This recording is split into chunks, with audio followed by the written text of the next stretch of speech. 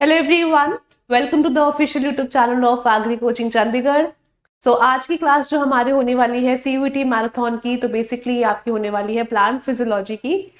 आपके एग्जाम में plant physiology के कौन कौन से टॉपिक्स पे ज्यादा फोकस करना है, कैसे क्वेश्चंस एग्जाम में आ सकते हैं, तो सब कुछ हम लोग अभी इसी क्लास में देखेंगे। एग्जाम आने वाला है तो जाहिर सी बात है हर सब्जेक्ट का कंसेप्चुअल नॉलेज आपको होना चाहिए, और एग्जाम देने से पहले एक एमसीक्यू प्रैक्टिस सेशन तो होना ही चाहिए, जिसमें एक ही सेशन में आपके सारे चैप्टर्स कवर कर दिए जाए और सारे इंपॉर्टेंट क्वेश्चंस को टारगेट कर दिया जाए। तो ये सेशन आपका ऐसा ही होने वाला है, जिसमें फिजियोलॉजी से जो जो चैप्टर्स इंपॉर्टेंट है, उसमें भी जो जो टॉपिक्स इंपॉर्टेंट है, जो एंड मोमेंट में आपको एग्जाम के लिए पढ़ने चाहिए, वो सभी हम लोग यहाँ पे डिस्कस करने वाले हैं। So welcome to all of you, let's begin the session. Exam में जो जो क्वेश्चंस आएंगे वो सब यहाँ कवर होंगे, तो एक एक करके सारे क्वेश्चंस को सीरियसली आप लोग सॉल्व करना। जैसे आपको जो ध्यान से क्वेश्चन पढ़ना है, ध्यान से ऑप्शंस पढ़ने हैं और अकॉर्डिंगली अपना आंसर देना है, ठीक है। सो एवरीवन शुड पार्टिसिपेट, और लास्ट में फिर अपना स्कोर बताइएगा कि कितने आपके मार्क्स बने। चलिए, the very first question is in front of you. यहाँ पे बात हो रही है गटेशन प्रोसेस की। तो पूछा गया है कि प्रोसेस ऑफ गटेशन कहाँ पे होता है, कब होता है, कौन सी कंडीशंस के दौरान होता है। बताइए इसका राइट आंसर क्या होगा। क्या जब ट्रांसपिरेशन हाई होता है तब होता है, या सॉइल ड्राई है टेम्परेचर लो है तब, या ह्यूमिडिटी हाई होती है टेम्परेचर लो होता है तब देखते हो, या फिर रूट प्रेशर जब 0 होगा तब देखा जाएगा। तो बताइए यहाँ पे राइट आंसर क्या होगा। ओके, यस, तो राइट आंसर होगा यहाँ पे ऑप्शन सी। क्यों? बेसिकली गटेशन आपका एक ऐसा प्रोसेस है, लॉस ऑफ वाटर जो होता है प्लांट्स में, वो या तो लिक्विड फॉर्म में होगा या तो वेपर के रूप में। अब अगर वेपर के रूप में लॉस ऑफ वाटर होता है तो आप इसको ट्रांसपिरेशन कहते हो, है ना। और अगर गटेशन में क्या होता है, पानी का लॉस ही हो रहा होता है, पानी के साथ साथ मिनरल्स का भी लॉस होता है, लेकिन इसमें लिक्विड फॉर्म में होता है। जैसे आपने देखा होगा आधी रात को या फिर सुबह सुबह क्या होता है, टेम्परेचर लो होता है, उस समय आपको पानी पत्तियों के किनारे पर या मार्जिन पर आपको बूंदे दिखाई देती है, तो उसे हम लोग कहते हैं गटेशन। ऐसे आपको देखने को मिलता है पत्तियों के ऊपर जैसे बूंदे दिखाई देती है, तो इसी को हम लोग कहते हैं गटेशन। और गटेशन हम लोग भरी दोपहर में नहीं देखते हैं, ये हम लोग बेसिकली अर्ली मॉर्निंग में देखते हैं, या फिर हम इसको आधी रात को देखते हैं जब टेम्परेचर लो होता है, ठीक है। फिर यहाँ पे आपको पता होना चाहिए कि लिक्विड फॉर्म में हो रहा है वाटर का लॉस, और अनइंजर्ड पार्ट से होता है, कटे वटे पार्ट से नहीं होता, नॉर्मल टिप्स या मार्जिन से ही पानी का लॉस होता है, ठीक है। अब यहाँ पे जो टिप्स और मार्जिन होते हैं, वहां पे कुछ पोर्स पाए जाते हैं जिनको हम हाइड्राथोड्स कहते हैं, तो इन्हीं हाइड्राथोड्स के माध्यम से ही आपका गटेशन में वाटर का लॉस होता है। तो दो तीन बातें आपको ध्यान रखनी है इस टॉपिक से जो एग्जाम में आ सकती है। सबसे पहले गटेशन होता क्या है, वाटर का loss in the form of liquid, और वो भी हाइड्राथोड से होता है जो कि टिप्स और मार्जिन पे पाए जाते हैं, और ये आपके अनइंजर्ड पार्ट्स होते हैं, ठीक है।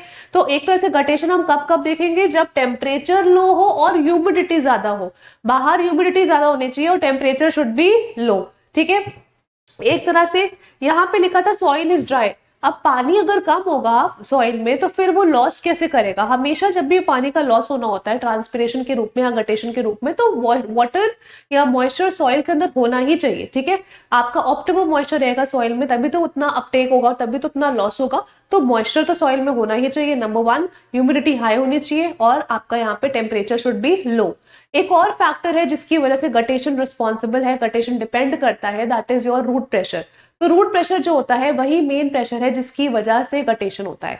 पानी जब ऑब्जॉर्ब करता है रूट, तो जो प्रेशर क्रिएट हो जाता है रूट के अंदर, उसी को रूट प्रेशर कहते हैं, ठीक है। अब आप मुझे कमेंट्स में बताओ कि रूट प्रेशर कौन से इंस्ट्रूमेंट से नापते हैं। मतलब आप मान के चलो ये जो आपकी 1 घंटे की क्लास है या 1.5 घंटे की क्लास है, उसमें पूरा फिजियोलॉजी कवर करवा दूंगी, क्वेश्चंस के साथ साथ आपको 10 पॉइंट्स भी बताऊंगी, जिससे आपका ओवरऑल कवर हो जाएगा, ठीक है। अगर आपने थोड़ी बहुत भी फिजियोलॉजी पढ़ी है तो आप आराम से इस सेशन को एंजॉय कर सकते हो। तो यहाँ पे आप मुझे बताओ कि रूट प्रेशर किस यूनिट से, किस इंस्ट्रूमेंट से नापते हैं, तो दैट इज योर मैनोमीटर, ठीक है। तो एक तरह से गटेशन होने के लिए रूट प्रेशर भी तो होना चाहिए, है ना। तो ये बात तो गलत हो गई, ये बात भी गलत हो गई, और ट्रांसपिरेशन हाई होगा तो फिर गटेशन कैसे देखोगे, है ना। या तो लिक्विड के रूप में पानी का लॉस हो सकता है, या तो वेपर के रूप में। अब अगर वेपर के रूप में हो रहा है तो लिक्विड के रूप में थोड़ी होगा, है ना। तो समझ के, सोच समझ के आंसर देना है। आंसर क्या होगा, humidity is high and temperature is low. हमेशा याद रखना, गटेशन आपका लो टेम्परेचर में देखा जाता है, हाई ह्यूमिडिटी कंडीशंस में, और रूट प्रेशर भी होना चाहिए, मॉइस्चर भी होना चाहिए सॉइल में, ठीक है। ये सारे फैक्टर्स गटेशन को गवर्न करते हैं। ओके एक और दो फैक्ट्स पढ़ लो। टर्म किसने दिया गटेशन के बारे में? तो गटेशन का टर्म जो दिया था वो दिया था हमारा बर्गस्टीन ने। ये होता क्या है, पानी के साथ साथ मिनरल्स का भी लॉस होता है और हाइड्राथोड से होता है, जो कि अनइंजर्ड पार्ट्स होते हैं, टिप्स मार्जिन पे पाए जाते हैं। ठीक है, हाइड्राथोड आपके, इनको हम कभी कभी वाटर स्टोमाटा भी बोलते हैं और ये आपका देखा गया है, PYQ भी आया हुआ है। अब यहाँ पे अर्ली मॉर्निंग में देखते हो आप, या फिर हम आधी रात को भी देख सकते हैं, और तब देखते हो जब अब्जॉर्प्शन ज्यादा है, रूट प्रेशर ज्यादा है, लेकिन टेम्परेचर कम है। ठीक है, ये आपका रूट प्रेशर की वजह से देखते हो। रूट प्रेशर किससे नापते हैं? मैनोमीटर से नापते हैं। चलो नेक्स्ट क्वेश्चन है, बताइए आपका राइट आंसर क्या होगा। Q10 वैल्यू ट्रांसपिरेशन की क्या होगी? Q10 वैल्यू क्या होती है ट्रांसपिरेशन की, बताइए। देखो नॉर्मल क्वेश्चन तो हर जगह पढ़ते हो आप, है ना। अब यहाँ पे हर तरह के क्वेश्चन आएंगे, इजी भी, मॉडरेट भी, हार्ड भी, क्योंकि CUET भाई है, तो हर तरह के क्वेश्चन के लिए प्रिपेयर होना चाहिए आपको।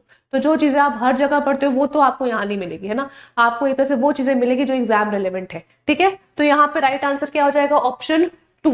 दैट मीन्स आंसर होगा 2। बेसिकली Q10 वैल्यू से क्या समझते हो आप ट्रांसपिरेशन में? पहले ये बात बताने से पहले आपको ये समझना पड़ेगा कि टेम्परेचर जब बढ़ता है तो ट्रांसपिरेशन बढ़ेगा कि घटेगा? बढ़ेगा, क्योंकि जब ज्यादा गर्मी होगी तो ज्यादा पसीना छूटता है ना आपका। वैसे ही प्लांट्स में भी जब ज्यादा टेम्परेचर होता है तो फिर वाटर का लॉस भी ज्यादा होगा in the form of vapour, तो ट्रांसपिरेशन भी ज्यादा होगा। तो यहाँ पे Q10 वैल्यू ये बताता है कि अगर मैंने 10 डिग्री सेल्सियस बढ़ा दिया तो ट्रांसपिरेशन डबल हो जाएगा। सपोज अभी ट्रांसपिरेशन नॉर्मल था, अभी टेम्परेचर भी नॉर्मल है, अब मैंने 10 डिग्री सेल्सियस टेम्परेचर बढ़ा दिया तो मेरा ट्रांसपिरेशन पे क्या असर पड़ेगा? Transpiration will be doubled. तो इसी को कहते हैं Q10 वैल्यू, मतलब 10 डिग्री सेल्सियस, हर 10 डिग्री सेल्सियस बढ़ाने से ट्रांसपिरेशन डबल होता जाएगा। ठीक है, तो इसलिए यहाँ पे Q10 वैल्यू इज 2। और इसका मतलब क्या हुआ कि it tells us how much transpiration increases when the temperature goes up by 10 degree Celsius. Example, जैसे अगर मैंने बोला कि टेम्परेचर अब आपका पहले कितना था? 20 डिग्री सेल्सियस था, तो Q10 वैल्यू सपोज कितनी थी? 10 थी। अब अगर मैंने 10 डिग्री सेल्सियस टेम्परेचर बढ़ा दिया, 30 कर दिया, तो अब Q10 वैल्यू कितनी हो जाएगी? ट्रांसपिरेशन का रेट कितना हो जाएगा? 20, डबल हो जाएगा। तो ट्रांसपिरेशन जब भी होता है तो Q10 value is equal to 2, मतलब हर 10 डिग्री सेल्सियस से आपकी ट्रांसपिरेशन की वैल्यू डबल हो जाएगी। ओके, चलो अगला क्वेश्चन ट्रांसपिरेशन पर ही है, तो ये भी बहुत ही फेमस क्वेश्चन है जो एग्जाम में आ सकता है। एंटी ट्रांसपेरेंट्स की बात हो रही है। ठीक है, अब ये एंटी ट्रांसपेरेंट्स आपको बताने, इनमें से कौन सा एंटी ट्रांसपेरेंट स्टोमाटा को क्लोज कर देता है, बताइए। सिलिकॉन ऑयल्स, केओलिन, ABA या फिर वैक्सिस? क्या होगा राइट आंसर? बहुत सिंपल है, बताओ। यस, गलत नहीं करना। तो यहाँ पे राइट आंसर क्या होगा? ABA which is abscisic acid. Exam में क्वेश्चन कैसे आएंगे? ऐसा कौन सा हार्मोन है जो ट्रांसपिरेशन को कम करता है? That is abscisic acid. इसको हम एंटी ट्रांसपेरेंट कहते हैं। कैसा एंटी ट्रांसपेरेंट है? Stomata closing. जाहिर सी बात है, आप सबको पता है ट्रांसपिरेशन एक ऐसा प्रोसेस है जिसमें वेपर के रूप में वाटर का लॉस होता है। लीव्स में छोटे छोटे पोर्स पाए जाते हैं जिनको कहते हैं स्टोमाटा, और इन्हीं छिद्रों से क्या होता है? वाटर का लॉस होता है। स्टोमाटा के थ्रू ही वाटर का लॉस होता है। तो जाहिर सी बात है, अगर स्टोमाटा खुलेगा तो ट्रांसपिरेशन होगा, अगर स्टोमाटा बंद हो गया तो ट्रांसपिरेशन नहीं हो पाएगा। तो अगर एग्जाम में क्वेश्चन आ गया कि एंटी ट्रांसपेरेंट्स क्या होते हैं, ये ऐसे कंपाउंड्स होते हैं जो ट्रांसपिरेशन के रेट को कम कर देते हैं। ठीक है, तो सब लोग कुछ ना कुछ जुगाड़ करते रहते हैं कि किसी तरीके से आपका ट्रांसपिरेशन कम हो जाए। तो कुछ हमारे स्टोमाटा क्लोजिंग होते हैं, कुछ फिल्म फॉर्मिंग और कुछ रिफ्लेक्टिव टाइप के होते हैं। अब ऐसे सब्सटेंसेस जो ट्रांसपिरेशन को कम तो कर रहे हैं, लेकिन कैसे? स्टोमाटा बंद करके। वो स्टोमाटा ही बंद कर देंगे तो ट्रांसपिरेशन क्या हो जाएगा? आपका कम हो जाएगा। तो इसे हम लोग बोल देते हैं stomata closing antitranspirants. Example very very important, PMA होगा आपका। PMA क्या होगा? Phenyl mercuric acetate. ये आपका एक फंजीसाइड है। तो ऐसा फंजीसाइड जो स्टोमाटा को बंद कर दे और ट्रांसपिरेशन को कम कर दे, दैट इज योर PMA। फिर ऐसा हार्मोन जो स्टोमाटा क्लोजिंग एंटी ट्रांसपेरेंट है, दैट इज एब्सिसिक एसिड। ऐसी कौन सी गैस है जो ट्रांसपिरेशन को कम कर रही है, जो स्टोमाटा को बंद कर रही है, दैट इज कार्बन डाइऑक्साइड। अब किसी भी तरह से एग्जाम में क्वेश्चन आ सकता है। अगर पूछ ले कि बताओ कार्बन डाइऑक्साइड बढ़ाने से ट्रांसपिरेशन बढ़ रहा है कि घट रहा है, तो आप बोलोगे घटेगा। Why? Because it is anti transparent. ठीक है, क्लियर? ये सारी बातें पता होनी चाहिए। इसमें एक और एग्जांपल लिख लो, अट्राजीन। अट्राजीन एक आपका ऐसा हर्बिसाइड है जो डालने से ट्रांसपिरेशन कम हो जाता है, यानी कि वो भी स्टोमाटा को बंद कर रहा है। ठीक है, तो ऑप्शंस में एब्सिसिक एसिड दिया था, इसलिए वही सही राइट आंसर है। अगला है फिल्म फॉर्मिंग एंटी ट्रांसपेरेंट। तो फिल्म फॉर्मिंग एंटी ट्रांसपेरेंट क्या होते हैं? ये क्या करते हैं? ये जो स्टोमाटा की लीफ है, जो बेसिकली प्लांट की लीफ है, उसके ऊपर एक पतली सी या मोटी सी परत परत बना देते हैं, जिसकी वजह से क्या होता है, पानी का लॉस ठीक से नहीं हो पाता, तो comparatively transpiration will be reduced. ठीक है, तो फिल्म फॉर्मिंग एंटी ट्रांसपेरेंस में कौन कौन आएगा, waxes, plastic film, silicon oils. ठीक है, ये सब हमारे फिल्म फॉर्मिंग है। फिर थर्ड आता है रिफ्लेक्टिव टाइप। रिफ्लेक्टिव टाइप क्या होता है, ये क्या करेगा कि बेसिकली लीफ के ऊपर कुछ व्हाइट व्हाइट सा सरफेस क्रिएट कर देता है, जिसकी वजह से जो लाइट आ रही है लीफ के ऊपर वो रिफ्लेक्ट हो जाती है। अब जब लाइट आके रिफ्लेक्ट हो गई है तो कंपैरेटिवली जो टेम्परेचर होगा लीफ का वो कम रहेगा, और टेम्परेचर कम रहेगा तो ट्रांसपिरेशन इतना हो ही नहीं पाएगा, क्योंकि ट्रांसपिरेशन हमेशा हाई टेम्परेचर में होता है। तो ये reflective type of anti transparence क्या करेंगे, ये एक तरह से ऐसे ट्रांसपिरेशन को कम करते हैं। इसमें आपका लाइम वाटर आएगा और केवलिन आएगा। Okay, clear.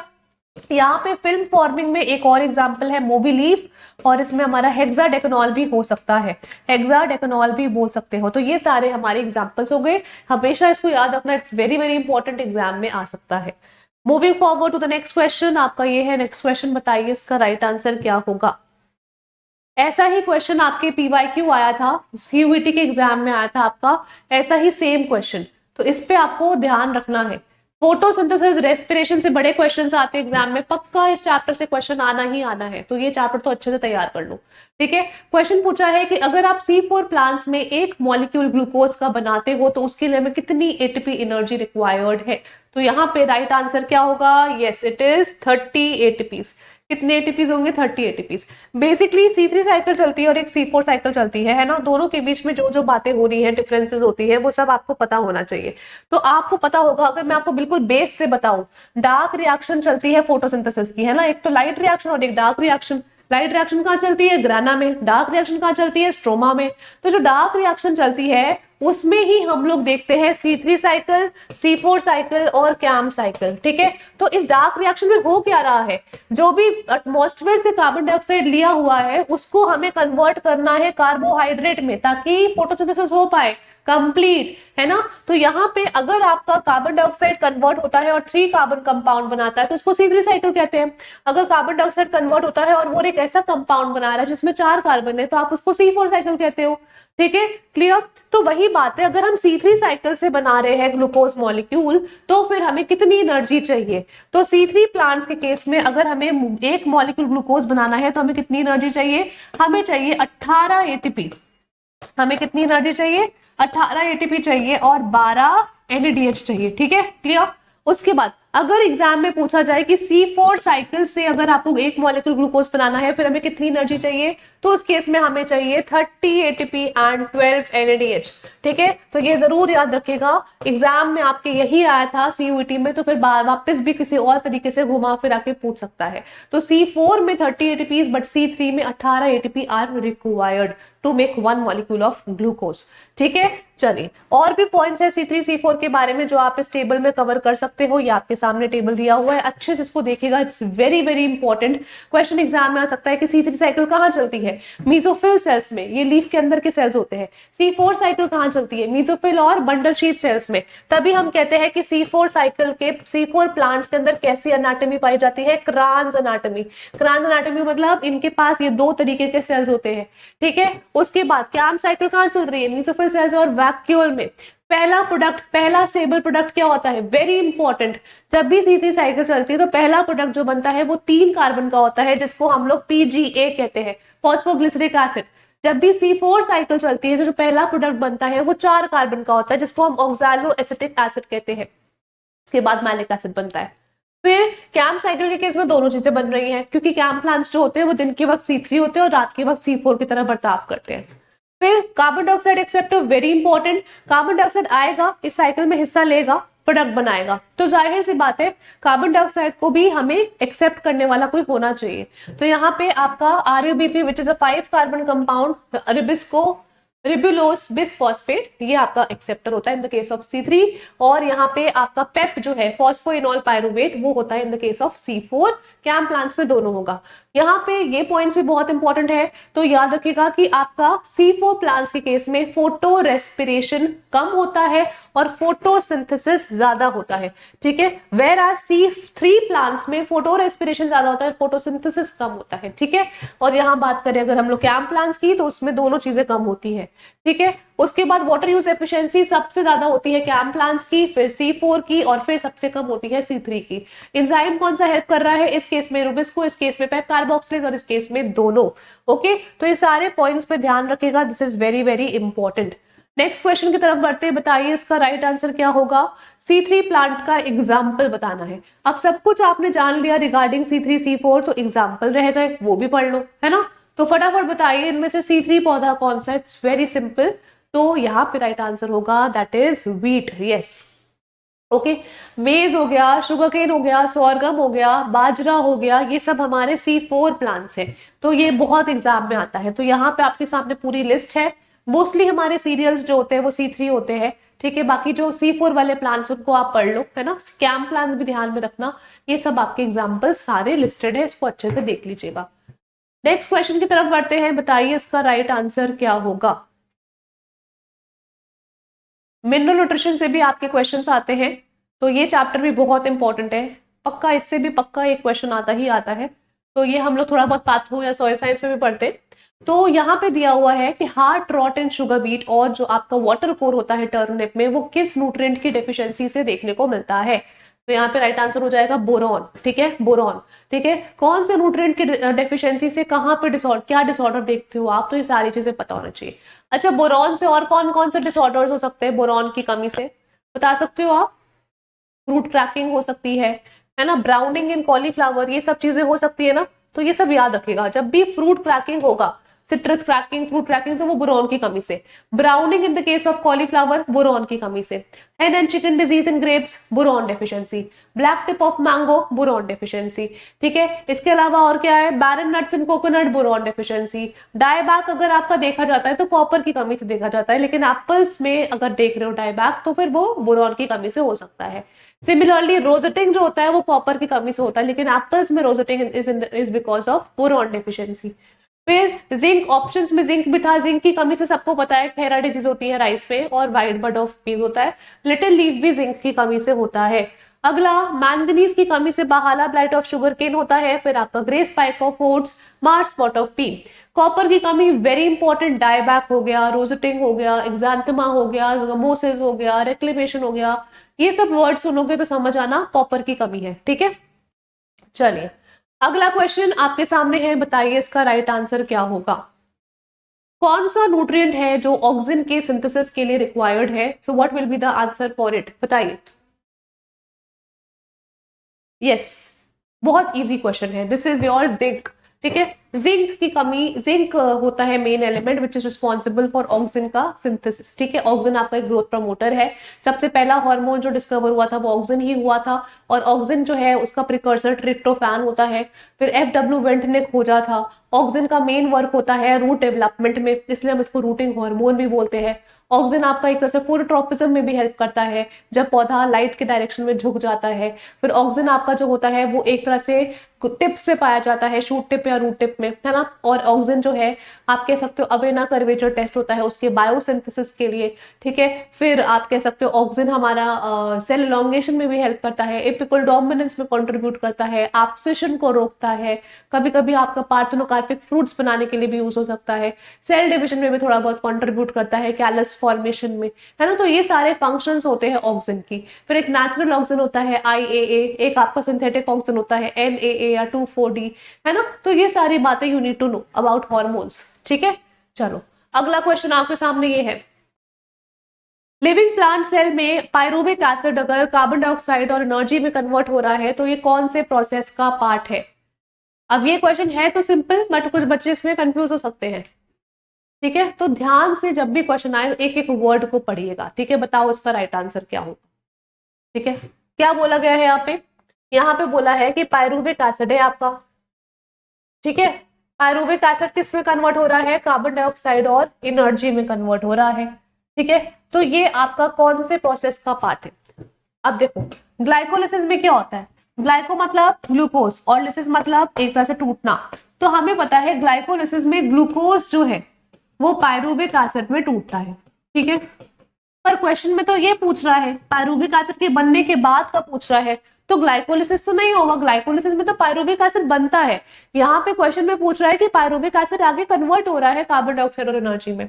फोटो रेस्पिरेशन में क्या होता है, फोटो रेस्पिरेशन में तो एनर्जी मिलती ही नहीं है ना, फोटो रेस्पिरेशन में एनर्जी कहाँ निकलती है, फोटो रेस्पिरेशन में तो आपका एक तरह से एनर्जी इज कंज्यूम्ड, तो ये तो बिल्कुल नहीं हो सकता, ठीक है। फिर क्रेब्स साइकिल क्या चलती है, क्रेब्स साइकिल को हम TCA try carboxylic acid cycle भी बोल सकते हैं। क्रेब्स साइकिल में एक तरह से जो पायरुविक एसिड से हमें एसिटिल कोएंजाइम मिला था, है ना, यही एसिटिल कोएंजाइम फिर आगे जाके इस साइकिल में पार्टिसिपेट करता है और हमें यहाँ से ATP के रूप में एनर्जी और कार्बन डाइऑक्साइड निकलता है। तो हम कह सकते हैं कि pyruvic acid is converting into carbon dioxide and energy. तो यहाँ पे राइट आंसर ये हो सकता है, ठीक है। फोटोसिंथेसिस में तो भाई होता ही नहीं, कार्बन डाइऑक्साइड थोड़ी निकलती है। फोटोसिंथेसिस में तो पहली बात एनर्जी चाहिए और उसमें कार्बन डाइऑक्साइड भी चाहिए, उसमें कार्बन डाइऑक्साइड निकलती नहीं है। तो ये जो आपका क्वेश्चन पूछा गया है ये रेस्पिरेशन चैप्टर का पूछा गया है, इसलिए यहाँ पे कुछ बच्चे ग्लाइकोलिसिस आंसर मार्क कर देंगे, वो नहीं करना। ग्लाइकोलिसिस में पायरुविक एसिड बनता है, लेकिन यहाँ क्वेश्चन में पूछ रहा है कि आगे वाला प्रोसेस कि पायरुविक एसिड के बनने के बाद जब वो कार्बन डाइऑक्साइड रिलीज करता है तो वो सब क्रेब्स साइकिल का पार्ट है। तो यहाँ पे right answer will B Krebs cycle, ठीक है। याद रखिएगा 4 प्रोसेस होते हैं, 4 स्टेप्स होते हैं रेस्पिरेशन में। सबसे पहला ग्लाइकोलिसिस जिसमें पायरुविक एसिड बनता है, दूसरा लिंक रिएक्शन जिसमें क्या होता है कि एसिटिल कोएंजाइम बनता है पायरुविक एसिड से, तीसरा होता है क्रेब्स साइकिल जिसमें जो एसिटिल कोएंजाइम बना है वो साइकिल में पार्टिसिपेट करेगा, कार्बन डाइऑक्साइड निकालेगा, ATP रिलीज करेगा, और चौथा स्टेप आता है इलेक्ट्रॉन ट्रांसपोर्ट सिस्टम जिसमें ATP वगैरह बन जाते हैं, ठीक है। चलिए अगला क्वेश्चन आपके सामने है, बताइए इसका राइट आंसर क्या होगा। जिब्रेलिन्स जो है अगर हम पौधे में डालते हैं तो कौन सी चीज बढ़ाता है, जिब्रेलिन्स डालने से पौधे में कौन सी चीज बढ़ जाती है, बताइए। स्टंटिंग बढ़ेगी, इलॉन्गेशन, रूटिंग की ट्रांसपिरेशन। जिब्रेलिन डालने से क्या होता है, एक तरह से आप कह सकते हो कि यहाँ पे जिब्रेलिन क्या करेगा, ये एक तरह से प्रोसेस क्या करता है, ये एक तरह से बौनेपन को दूर करके हाइट को बढ़ाता है। तो यहाँ पे राइट आंसर क्या होगा, ये गलत मांगते हैं, इसको सही कर लो, ठीक है। तो ये प्रोसेस जो है जिब्रेलिन जो है वो बढ़ाता है, साइज को बढ़ाएगा, ठीक है, इलॉन्गेशन। तो यहाँ पे राइट आंसर होगा इलॉन्गेशन, ठीक है। स्टंटिंग को नहीं बढ़ाता, ऑब्वियस सी बात है, स्टंटिंग को कम करेगा। तो ये बौनेपन को दूर करके पौधे की साइज को बढ़ाता है जिब्रेलिन्स। कॉम्प्लान है ये पौधे का, साइज बढ़ा देगा, बेरी साइज बढ़ा देगा, इंटररूट की लंबाई बढ़ा देगा, स्टेम की लंबाई बढ़ा देगा, है ना। तो ये रूटिंग नहीं बढ़ाता, रूटिंग के लिए भी हमारा ऑक्सीजन है, ये स्टेम या इंटररूट की लंबाई को बढ़ाता है, फ्रूट का साइज बढ़ाएगा, फ्लावर का साइज बढ़ाएगा, लीफ का साइज बढ़ाएगा, है ना। तो ये बौनेपन को दूर कर रहा है, स्टंटिंग को दूर करके इलॉन्गेशन लेकर आ रहा है, ओके। तो यहाँ पे आप ये सब कह सकते हैं। अगला यहाँ पे कुछ और बातें बोली गई है रिगार्डिंग जिब्रेलिन्स, तो आप देख सकते हो। बहुत इंपॉर्टेंट पॉइंट, ये बूटा और सुमिकी ने इसको डिस्कवर किया था। प्रिकर्सर क्या है, एसिटेट और एडकोरिन। बायो से कैसे करोगे आप, बार्ले एंडोस्पर्म टेस्ट से।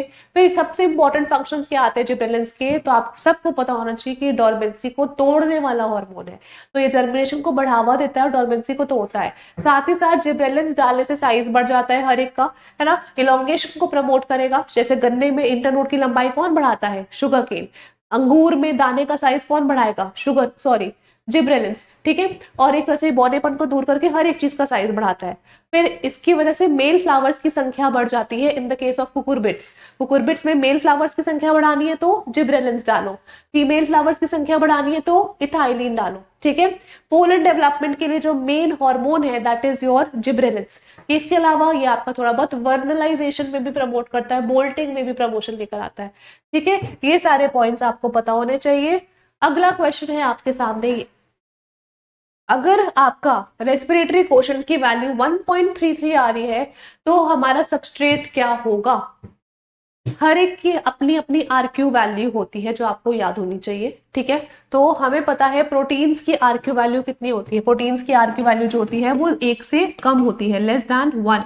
फैट्स की भी 1 से कम होती है। प्रोटीन की आपकी 0.8 से 0.9 के बीच में, फैट की 0.7 है, ऑर्गेनिक एसिड्स की 1.33 होती है। तो राइट आंसर हो जाएगा ऑर्गेनिक एसिड, इसकी 1 से ज्यादा होती है। हेक्सोस मतलब कार्बोहाइड्रेट की बात हो रही है, तो कार्बोहाइड्रेट के केस में हमें पता है इसकी वैल्यू कितनी आएगी, 1 आएगी, ठीक है। तो right answer is basically organic acid. और यहाँ पे आपको इसके बारे में जो है वो टेबल पता होना चाहिए जो कि यहाँ पे मेंशन्ड है। फैट में होता है 0.7, प्रोटीन में 0.8 से 0.9, कार्बोहाइड्रेट में 1, ऑर्गेनिक एसिड्स में 1 से ज्यादा, सक्यूलेंट प्लांट्स में 0, एनारोबिक रेस्पिरेशन के केस में इन्फिनिटी हो सकता है यानी कि 1 से ज्यादा, और मैलिक एसिड और सिट्रिक एसिड में A1.33, ऑक्सैलिक में भी एक से ज्यादा यानी कि 4। ओके, अगला क्वेश्चन, अगला क्वेश्चन है आपका, बताइए इसका राइट आंसर क्या होगा। Cyclic electron flow in photosynthesis results in the production of which molecule. जब फोटोसिंथेसिस में साइक्लिक इलेक्ट्रॉन फ्लो चल रहा होता है तो क्या क्या बन सकता है, बताइए।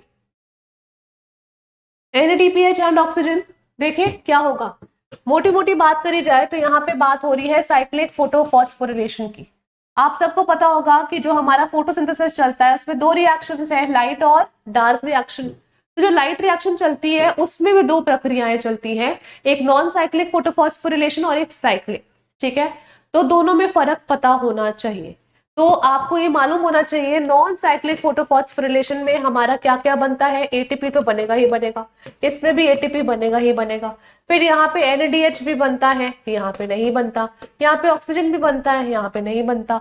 तो आपका NADH तो नहीं बनता साइक्लिक वाले में, एटीपी बनेगा। क्या एटीपी और NADH दोनों बनता है? नो। क्या NADPH बनता है? नो। तो सिर्फ और सिर्फ एटीपी बनता है in the case of cyclic photophosphorylation. पर अगर क्वेश्चन में नॉन साइक्लिक की बात होती तो फिर हमारा NADH भी बनता, ऑक्सीजन भी बनता और एटीपी भी बनता। ठीक है, क्लियर।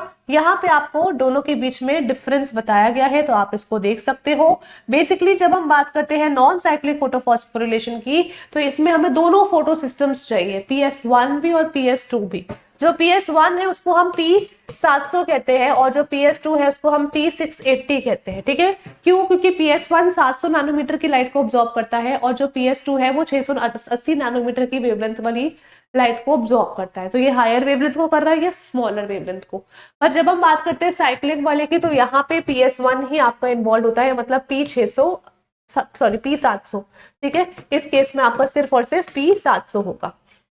यहाँ पे प्रोडक्ट के तौर पे हमें एटीपी तो मिलेगा ही मिलेगा, यहाँ पे भी एटीपी मिलेगा। क्यों? क्योंकि फोटोफॉस्फोरिलेशन हो रहा है। फोटो मतलब लाइट और फॉस्फोरिलेशन का मतलब होता है एटीपी बनना। तो जब लाइट की प्रेजेंस में एटीपी बन रहा है उसी को कहते हैं फोटोफॉस्फोरिलेशन। तो यहाँ पे भी एटीपी बन रहा है, यहाँ पे भी एटीपी बन रहा है। अब इधर NADH बनेगा, क्यों? क्योंकि यहाँ पे NADP आपका जो है वो रिड्यूस हो रहा है। अब NADP रिड्यूस हो रहा है मतलब हाइड्रोजन ऐड हो रहा है, तो ऑब्वियसली बात है हमें NADPH मिलेगा। यहाँ पे NADP रिड्यूस होता ही नहीं है तो NADPH नहीं बनेगा। यहाँ पे फोटोलिसिस हो रहा है। What is photolysis? जहां पे पानी आपका टूटता है लाइट की प्रेजेंस में और हमें प्रोडक्ट पे मिलता है ऑक्सीजन। ठीक है, तो इस केस में ऑक्सीजन निकलेगी तो हमें ऑक्सीजन प्रोडक्ट मिल रहा है। यहाँ पे आपका फोटोलिसिस होता ही नहीं है तो ऑक्सीजन नहीं निकलेगा। इसलिए साइक्लिक में सिर्फ और सिर्फ एटीपी बनता है और नॉन साइक्लिक में एटीपी के साथ साथ ऑक्सीजन और NADH भी मिलता है। ठीक है, क्लियर। नेक्स्ट क्वेश्चन, यहाँ पे दोनों प्रोसेसेस आपको दिखाए हुए हैं, आप देख सकते हो कैसे हमारा साइक्लिक चलता है, कैसे नॉन साइक्लिक। तो साइक्लिक के प्रोसेस में अगर हम देखें तो सिर्फ और सिर्फ एटीपी बन रहा है और कुछ नहीं बनता। ठीक है, नेक्स्ट क्वेश्चन। अब बताइए यहाँ पे राइट आंसर क्या होगा। कैम्प प्लांट्स की एग्जाम्पल पूछे। ठीक है, कैम्प प्लांट्स का एग्जाम्पल पूछा है तो बताइए इनमें से कौन सा आपका कैम्प प्लांट होगा। जो वीट और राइस है वो हमारे C3 प्लांट्स है। ठीक है, मेज और सॉर्गम हमारे C4 है। पाइनएप्पल और कैक्टस हमारे कैम्प प्लांट्स है। सॉर्गम और मिलेट्स भी हमारे C4 प्लांट्स है। तो right answer will be option C, pineapple and cactus. Next question, ये देख लो आप एक बार लिस्ट फिर से आपके सामने है, देख सकते हो आप इन प्लांट्स के एग्जांपल्स। ओके, नेक्स्ट क्वेश्चन, जब ट्रांसलोकेशन होता है कार्बोहाइड्रेट्स का प्लांट्स में तो वो किस रूप में होता है। अगर कार्बोहाइड्रेट्स का ट्रांसलोकेशन हो रहा है प्लांट्स में तो वो किस रूप में होता है। यस, सुक्रोज के रूप में होता है। ठीक है, व्हाट हैपेंस बेसिकली जब खाना बनता है फोटोसिंथेसिस प्रोसेस की वजह से तो वो फूड जो बन रहा है वो ग्लूकोज के फॉर्म में बनता है। अगर फूड आपका एक तरह से ट्रांसलोकेट हो रहा है, ट्रांसलोकेशन का मतलब है कि जो भी खाना बना है लीव्स में वो नीचे की तरफ जाता है। अब ट्रांसलोकेशन जो होता है वो फूड का वो दोनों डायरेक्शंस में होता है, ऊपर से नीचे भी और नीचे से ऊपर भी, तो डाउनवर्ड और अपवर्ड दोनों डायरेक्शंस में होगा। और फ्लोएम के माध्यम से होता है फूड का ट्रांसलोकेशन, तो हम कह सकते हैं बाय डायरेक्शनल होगा। जब फूड का ट्रांसलोकेशन होता है तो वो सुक्रोज के रूप में होता है। जब फूड का स्टोरेज होता है तो वो स्टार्च के रूप में होता है। तो बनता है तो ग्लूकोज के रूप में, ट्रांसलोकेट होता है तो सुक्रोज के रूप में, और जब स्टोर होता है तो स्टार्च के रूप में। ठीक है, ये बातें ध्यान में रखिएगा। अगला क्वेश्चन है आपके सामने ये,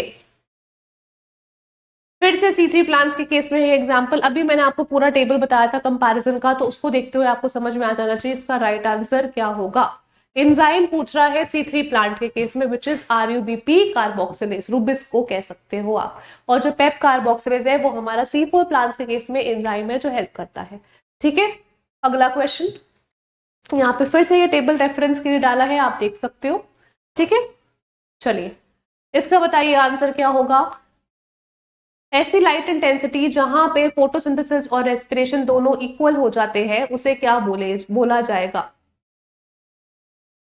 carbon dioxide compensation point, light compensation point की लाइट सैचुरेशन पॉइंट, क्या होगा राइट आंसर। जब भी इक्वल की बात होगी तो कॉम्पनसेशन वर्ड होगा, और जब भी मैक्सिमम की बात होगी तो सैचुरेशन वर्ड होगा। सैचुरेट हो जाते हो आप जब बहुत दिमाग भर जाएगा। कॉम्पनसेट मतलब एक तरह से आपने समझौता कर लिया है ना, तो समझौता मतलब कुछ ना कुछ बीच में आप लोग एक सिंपल एक बैलेंस में आए हो।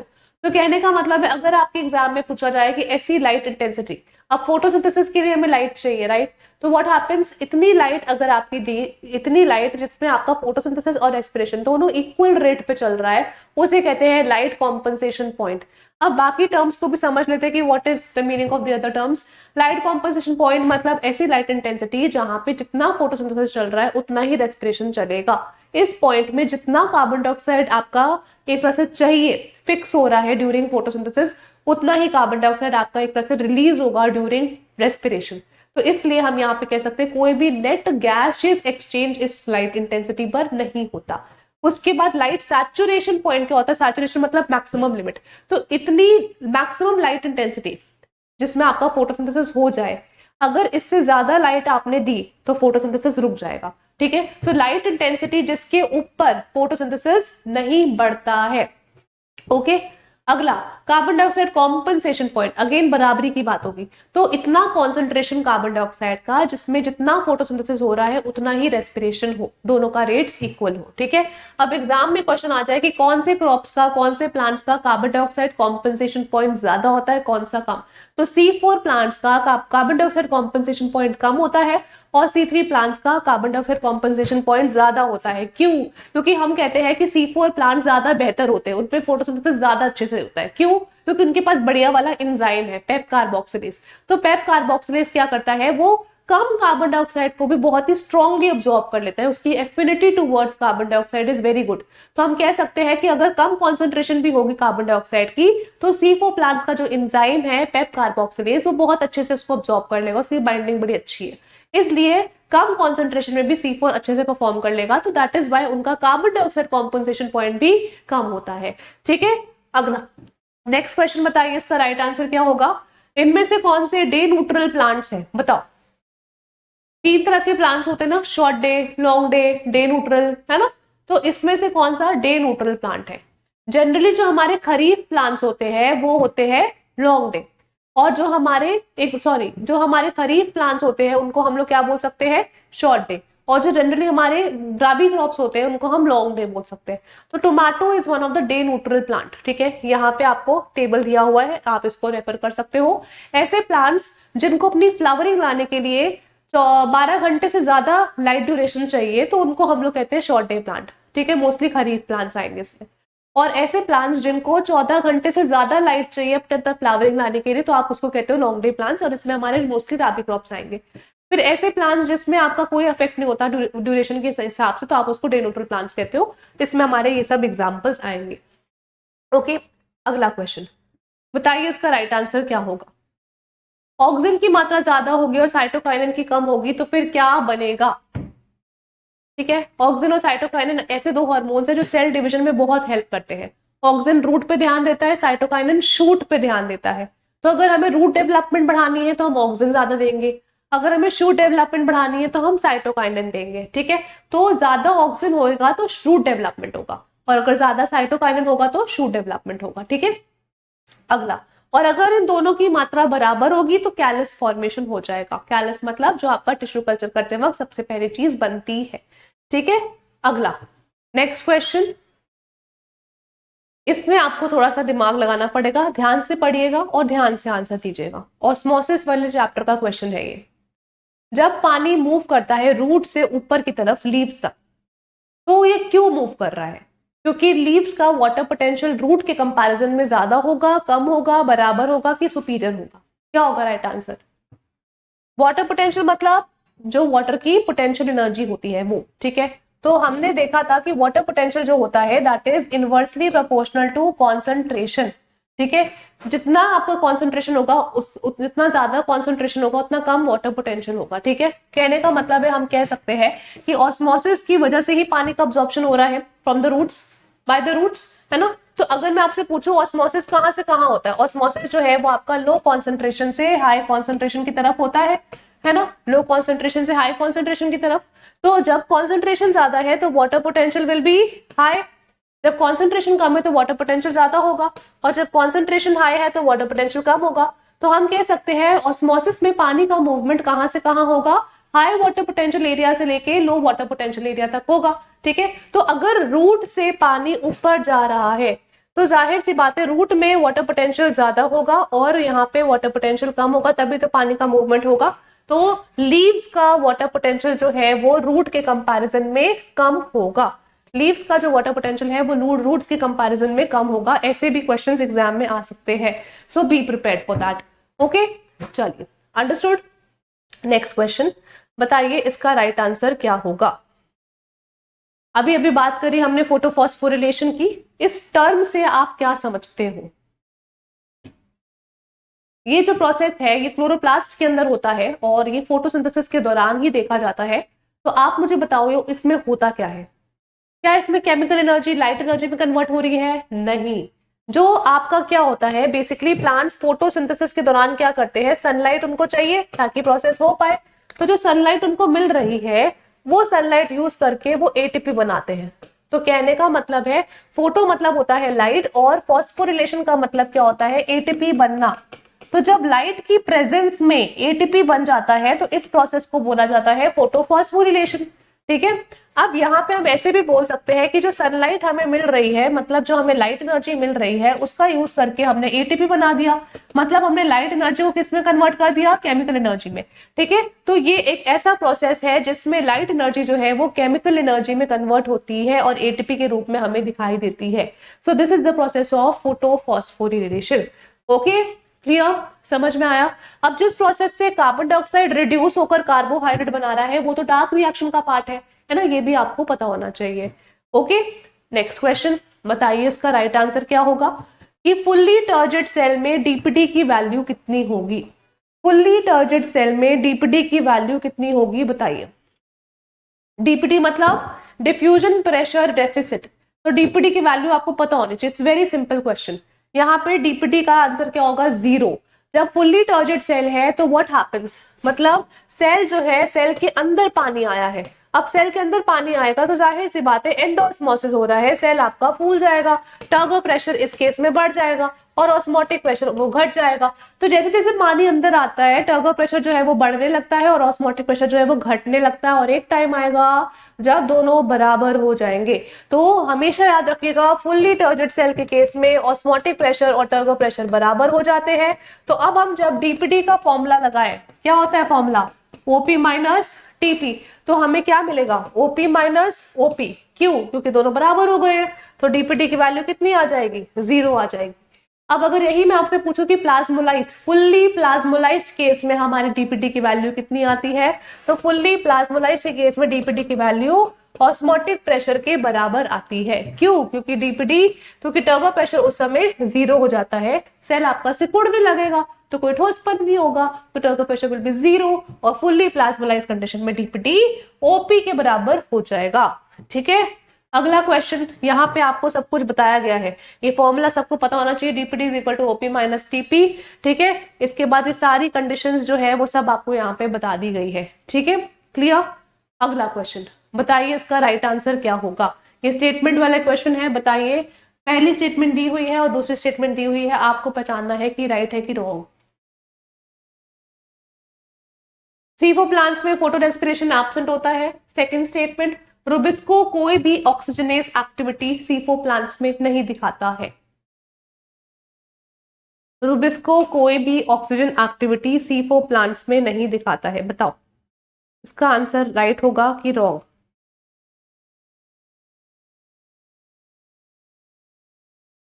क्या लगता है क्या होगा आंसर इसका?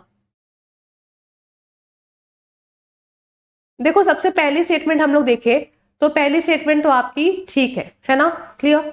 तो यहाँ पे हम कह सकते हैं कि एक तरह से इस केस में हम कह सकते हैं कि फोटो रेस्पिरेशन सबसे कम तो C4 प्लांट्स में ही होता है, तो फोटो रेस्पिरेशन इसमें नहीं होता तभी तो फोटोसिंथेसिस अच्छा होगा।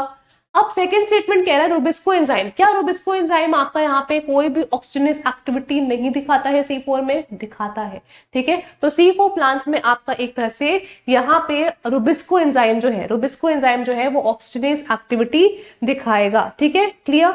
यहाँ पे रुबिस्को एंजाइम क्या होता है? रुबिलोज बिसफॉस्फेट ऑक्सीजनेस कार्बोक्सिलेज, तो मतलब ये एंजाइम कार्बन डाइऑक्साइड पे भी काम कर सकता है और ऑक्सीजन पर भी, तो ये इसलिए हम इसको कार्बोक्सिलेज और ऑक्सीजनेस कहते हैं, ठीक है। तो एक तरह से यहाँ पे आप कह सकते हो कि ये हमारा कैसे कह सकते हैं कि एक तरह से हमारा ये रॉन्ग स्टेटमेंट है, तो right answer will be option C. अगला क्वेश्चन, अभी अभी हमने साइक्लिक फोटोफॉस्फोरिलेशन की बातें करी ना, तो आपको याद होगा। अब बताओ इसमें राइट स्टेटमेंट क्या है, कौन सी स्टेटमेंट सही है?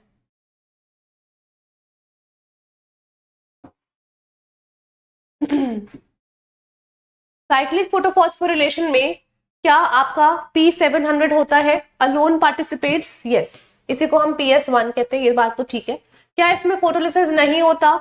यस, ये बात भी ठीक है, ठीक है। क्या NADP आपका NADPH में रिड्यूस होता है? नहीं, NADPH बन ही नहीं रहा है, ये काम नॉन साइक्लिक का होता है। फिर इलेक्ट्रॉन जो रिलीज हो रहा है, मतलब जो निकल रहा है क्लोरोफिल से, क्या वो वापस रिएक्शन में आता है? यस, क्योंकि इलेक्ट्रॉन जो निकलता है वो वापस रिएक्शन में आता है, तभी हम इसको साइक्लिक फोटोफॉस्फोरिलेशन कहते हैं। सो राइट आंसर क्या हो जाएगा? 1, 2 एंड 4, ठीक है, क्लियर। तो you have seen all these things, okay. अगला क्वेश्चन दो असर्शन रीजन टाइप का है, यहाँ पे आपको बताना है असर्शन सही है रीजन सही है क्या है। प्लांट्स में फोटोसिंथेसिस का रेट रेड लाइट में ज्यादा देखते हो आप, और रीजन दिया हुआ है क्योंकि रेड लाइट जो है वो क्लोरोफिल ज्यादा अब्सॉर्ब करता है, इसलिए। क्या लगता है सही है कि गलत? देखो जो बेस्ट लाइट होती है फोटोसिंथेसिस के लिए वो रेड लाइट ही होती है ना। बेस्ट लाइट जो ट्रांसपिरेशन के लिए होती है वो ब्लू लाइट होती है ना, याद रखिएगा। Blue light is best for transpiration, red light is best for photosynthesis, ठीक है। तो यहाँ पे रेड लाइट में ही फोटोसिंथेसिस आपका ज्यादा देखा जाएगा, पहली स्टेटमेंट तो ठीक है। ऐसा क्यों होता है? क्योंकि क्लोरोफिल जो है वो सबसे ज्यादा रेड और ब्लू लाइट ही अब्सॉर्ब करता है, तो both the statements are correct और रीजन भी बिल्कुल ठीक बोल रहा है। तो हम कह सकते हैं कि red light is the best light for photosynthesis, और क्लोरोफिल कौन सी लाइट को सबसे ज्यादा अब्सॉर्ब करता है? तो रेड और ब्लू को करता है। यही क्वेश्चन में अगर आपसे पूछ लो कौन सी लाइट को क्लोरोफिल रिफ्लेक्ट करता है, तो वो ग्रीन लाइट को रिफ्लेक्ट करता है। या मैं बोल दूं कि सबसे कम कौन सी वेवलेंथ की लाइट को ऑब्जॉर्ब करता है क्लोरोफिल, तो भी आप बोल सकते हो ग्रीन लाइट, ठीक है। सबसे ज्यादा रेड और ब्लू को ऑब्जॉर्ब करता है, सबसे कम ग्रीन लाइट को ऑब्जॉर्ब करता है, क्योंकि वो ग्रीन लाइट को रिफ्लेक्ट कर रहा है, तभी आपको पत्तियों का रंग हरा देखने को मिलता है, ठीक है। नेक्स्ट क्वेश्चन, बताइए इसका राइट आंसर क्या होगा। साइटोकाइनिन डालने से अगर आपकी एजिंग कम हो जाती है तो फिर वो इस इफेक्ट को हम लोग क्या बोलते हैं? क्या होगा right answer? Yes, Richmond Lang effect. Richmond Lang effect का मतलब क्या है? देखो आप लोग को पता है ना कि जो मम्मियां हैं वो ओले क्रीम लगाती है, एंटी एजिंग क्रीम लगाती है, ताकि उनकी झुर्रियां वुरियां ना आए, है ना, वो थोड़ा यंग जवान से लगे, है ना। तो एक तरह से संतूर वाली मम्मी का ऐड देखा होगा आपने, है ना। तो ये एंटी एजिंग है। वैसे हमारा प्लांट भी चाहता है कि वो इतनी जल्दी बुढ़ापे वाली स्टेज में ना जाए, वो जवान सा रहे पौधा, है ना। तो फिर हम भी पौधे को एंटी एजिंग एक केमिकल दे सकते हैं, यानी कि साइटोकाइनिन। तो साइटोकाइनिन एक ऐसा हार्मोन है जिसको हम एंटी एजिंग हार्मोन बोलते हैं, और एक ऐसा हार्मोन है जिसको अगर आपने पौधे में डाला तो वो सेल डिवीजन को बढ़ावा देता है, तो नए नए सेल्स बनेंगे, और नए नए सेल्स बनेंगे तो क्या होगा? एजिंग धीरे धीरे होगी, स्लो हो जाएगी। इतनी जल्दी पौधा आपका मेच्योरिटी स्टेज में नहीं जाएगा, वो सेनेसेंस यानी कि बुढ़ापे वाली स्टेज में नहीं जाएगा, तो उसकी एजिंग प्रोसेस रिड्यूस हो जाती है। इसी को कहते हैं रिचमंड लैंग इफेक्ट, कि साइटोकाइनिन डालने से एजिंग का प्रोसेस कम हो जाता है। क्योंकि क्या होता है, साइटोकाइनिन डालने से क्लोरोफिल आपका डिस्ट्रॉय नहीं होता। क्लोरोफिल डिस्ट्रॉय नहीं होगा तो पत्तियां हरी की हरी रहेंगी, वो पीली नहीं पड़ेंगी, और पत्ती पीली नहीं पड़ेगी तो मेच्योरिटी स्टेज पे नहीं जाएगी, ठीक है। ऐसे बाकी इफेक्ट्स भी होते हैं, उसको भी देख लेते हैं। इमर्सन इफेक्ट जो होता है वो दो थे, एक था रेड ड्रॉप इफेक्ट और एक था आपका इमर्सन एनहांसमेंट इफेक्ट, ठीक है। रेड ड्रॉप इफेक्ट क्या कहता है कि अगर आपने पौधे में 680 नैनोमीटर्स की वेवलेंथ की लाइट दी, उससे ज्यादा की लाइट दी लंबे समय तक तो फोटोसिंथेसिस या क्वांटम यील्ड कम होने लग जाएगी। सेकंड, आपको इमर्सन का इनहांसमेंट इफेक्ट आता है, उसमें क्या बोलते हैं कि अगर हम मिक्स लाइट देते हैं पौधे को तो फोटोसिंथेसिस ज्यादा होता है, लेकिन अगर आप दो अलग अलग मोनोक्रोमैटिक लाइट्स लोगे तो फोटोसिंथेसिस कंपैरेटिवली नॉर्मल रहेगा। ओके उसके बाद वॉरबर्ग इफेक्ट क्या कहता है कि अगर हमने पौधे में का ऑक्सीजन की मात्रा बढ़ा दी तो उससे फोटोसिंथेसिस कम हो जाता है, इसे कहते हैं वॉरबर्ग इफेक्ट। ठीक है, पास्चर इफेक्ट क्या होता है कि अगर हम ऑक्सीजन की मात्रा बढ़ा दें तो उससे फर्मेंटेशन यानी कि एनारोबिक रेस्पिरेशन जो है वो कम हो जाता है, इसे कहते हैं पास्चर इफेक्ट। ठीक है, अगला क्वेश्चन, कौन सा आपका स्ट्रक्चर है जो फैट को कार्बोहाइड्रेट्स में कन्वर्ट करता है? ठीक है, फैट को कार्बोहाइड्रेट्स में कौन सा स्ट्रक्चर कन्वर्ट करता है? वो है हमारा ग्लाइकोक्सिजोम्स। रेस्पिरेशन प्रोसेस कहाँ हो रहा है? माइटोकॉन्ड्रिया में। फोटोसिंथेसिस प्रोसेस कहाँ हो रहा है? क्लोरोप्लास्ट में। फोटो रेस्पिरेशन प्रोसेस कहाँ होता है? पेरोक्सिसोम्स में भी होता है, माइटोकॉन्ड्रिया में भी होता है, क्लोरोप्लास्ट में भी होता है। ग्लाइकोलिसिस कहाँ होता है? साइटोप्लाज्म में होता है। ये कुछ इंपॉर्टेंट स्ट्रक्चर्स के बारे में आपको पता होना चाहिए। अगला, वेपर प्रेशर एक्सट्रैक्टेड सैप का कैसे मेजर करोगे आप? बताओ। जैसे जो भी सैप है, सैप क्या होता है? जो सेल के अंदर का लिक्विड होता है। ठीक है, तो हम कहें अगर कि हमें ये पता लगाना है कि जो उसके सैप के अंदर का वेपर प्रेशर कितना होता है, कैसे नापोगे आप? तो हम कौन से इंस्ट्रूमेंट से नाप सकते हैं? ठीक है, यहाँ पे जो वेपर प्रेशर की बात हो रही है उसमें हम वाटर पोटेंशियल से रिलेट कर सकते हैं। ठीक है, क्लियर? तो यहाँ पे राइट आंसर क्या होगा? यहाँ पे जो राइट आंसर होगा दैट इज थर्मोकपल साइक्रोमीटर। ठीक है, तो ये बात बहुत इंपॉर्टेंट है, इंस्ट्रूमेंट्स के बारे में आपको पता होना चाहिए। देखो, थर्मोकपल साइक्रोमीटर जो होता है वो एक तरह से वेपर प्रेशर को नापने के लिए होता है, या फिर हम कह सकते हैं वो वाटर पोटेंशियल नापने के लिए हो सकता है। इसके अलावा और कौन कौन से इंस्ट्रूमेंट्स होते हैं? जो पोटोमीटर होता है वो ट्रांसपिरेशन के रेट को नापने के लिए होता है। ऐसे ही आपका एक पोरोमीटर होता है जो ये पता लगाता है कि लीफ में स्टोमाटा का एरिया कितना कवर हो रहा है। फिर ऑस्मोमीटर जो है वो ऑस्मोटिक प्रेशर या फिर ऑस्मोसिस को पता लगाने के लिए करते हैं। लक्सीमीटर जो है वो लाइट की इंटेंसिटी पता लगाने के लिए होता है। ऐसे ही आपका होता है मैनोमीटर जो रूट प्रेशर पता लगाने के लिए होता है। फिर आपका ऑक्सैनोमीटर होता है जो एक तरह से ग्रोथ के बारे में पता लगाने के लिए होता है। ऐसे आपका क्रेस्क्रोग्राफ भी ग्रोथ के लिए होता है। फिर सेप्टोमीटर होता है आपका, सेप्टोमीटर जो है वो लीफ एरिया इंडेक्स पता लगाने के लिए होता है। ये आपके अलग अलग इंस्ट्रूमेंट्स हैं जिसके बारे में आपको पता होना चाहिए, इट्स वेरी इंपॉर्टेंट। ठीक है, अगला क्वेश्चन बताओ।